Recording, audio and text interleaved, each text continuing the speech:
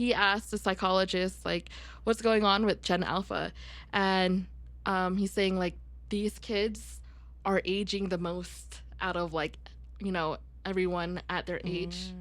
So if you look at like these Gen Alpha, Gen Zs kind of, you'll notice a difference with their facial features. Yeah.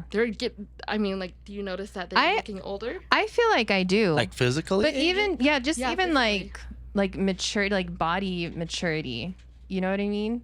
Like you think people are in their 20s and they're still like 15 years old. Is it because like they dress differently, or No, so this just is like physical? like their face is aging and all that, and the research behind that is technology is like their cigarettes in the 1950s. Whoa. They're so addicted to these technologies that, you know, what do you do with addiction with people who are addicted to drugs, people addicted to alcohol, sex, all that? It wears their body down. So we're looking at this generation that's obsessed with crime documentaries.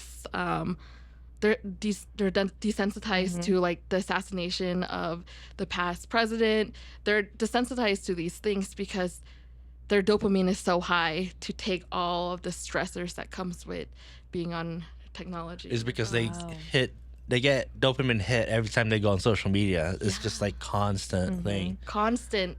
And that makes sense. I actually never really looked at it like that too, that's interesting. Yeah.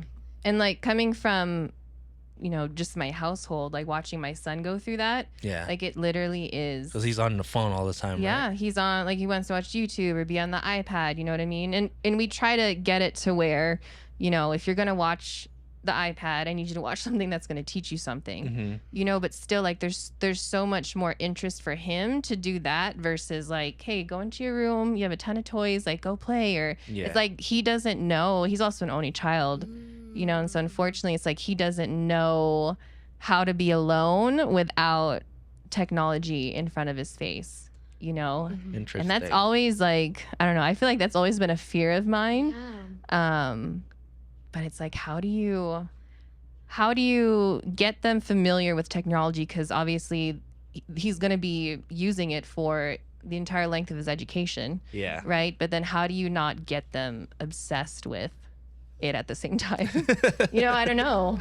Yeah, because again, it's like there are these technology companies like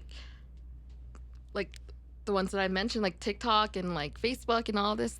There's a whole team dedicated to make these apps addicting. Even like Google, Gmail, like there is a whole team, like user experience designers, like UX design, UX product managers. They're designed to make it addictive. Yeah, even like algorithms too. So like, because I pay attention to like YouTube algorithms a lot because I'm on YouTube, and like even the recommendations that they have on your like feed, you watch one video of something. Right. Let's say you watch, let's say Stray Kids. I'm gonna use Felicia as an example. Although I don't mind. You watch one, and then you refresh your feed, and then there's gonna be like a couple of other Stray Kids videos, and it's just like, oh, you like this one thing? We're gonna feed you more. We're gonna show you more.